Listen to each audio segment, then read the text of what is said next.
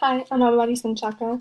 Today I will be covering the life of Eugene Victor Debs. The academic sources I chose for this project are Life of Eugene V. Debs by Stephen Marion Reynolds, and Democracy's Prisoner, Eugene V. Debs, The Great War, and The Right to Dissent.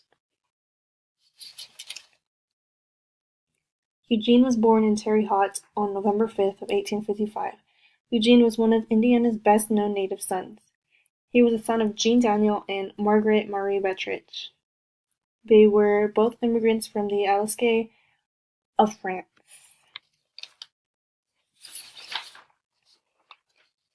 Eugene Debs attended Terre Haute public schools, and by the age of 14 he dropped out of high school to take a job as a painter in railroad yards. In the year of 1870 he became a fireman on the railroads. During his spare time he attended night classes at a local business college. After he gave up his job on the railroads, he went to work as a building clerk for Holman and Cox.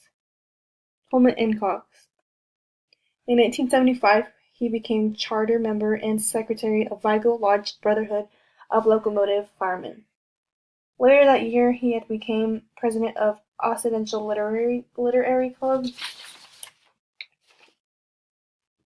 He brought in many famous personages to the club, such as James Whitcomb Riley and Susan B. Anthony. In 1878, he made assistant editor for the Brotherhood of Locomotive Firemen's magazine. He was then named Grand Secretary of Brotherhood of Railway Firemen in 1880. In the year 1884, Eugene was elected state representative for the Indiana General Assembly as a Democrat for Terre Haute.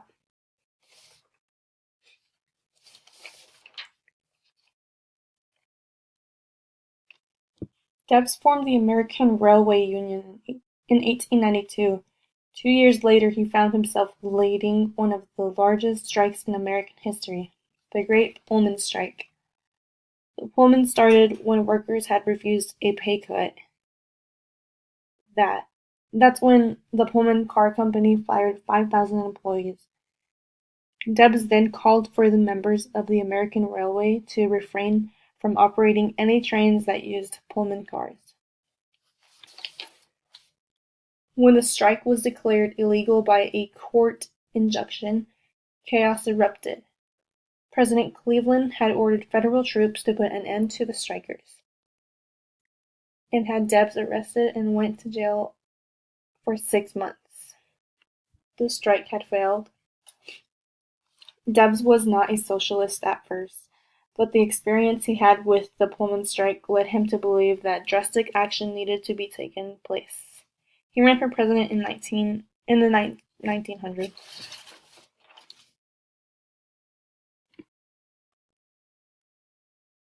In the following years, many sympathizers joined him in forming the Socialist Party. The Socialist Party had over 100,000 members. Debs ran for president 5 more times. In 1912, he had over 900,000 votes. He was arrested for anti-war activities from the World War One. And while he was in jail, he ran for president while being in his cell.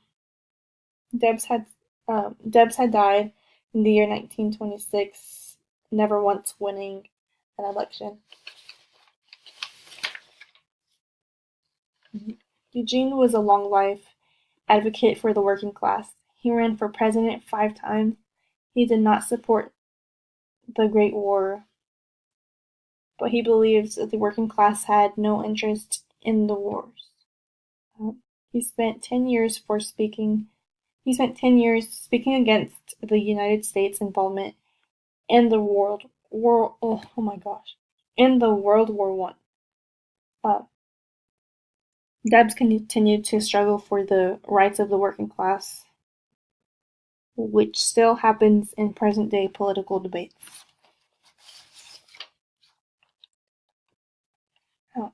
I think Eugene should be remembered by being an American socialist political activist and one of the founding members of the Industrial Workers of the World. He founded the American Railway and was a great leader and inspiration for the working class.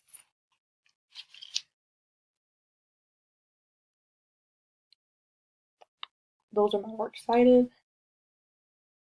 Thank you for watching.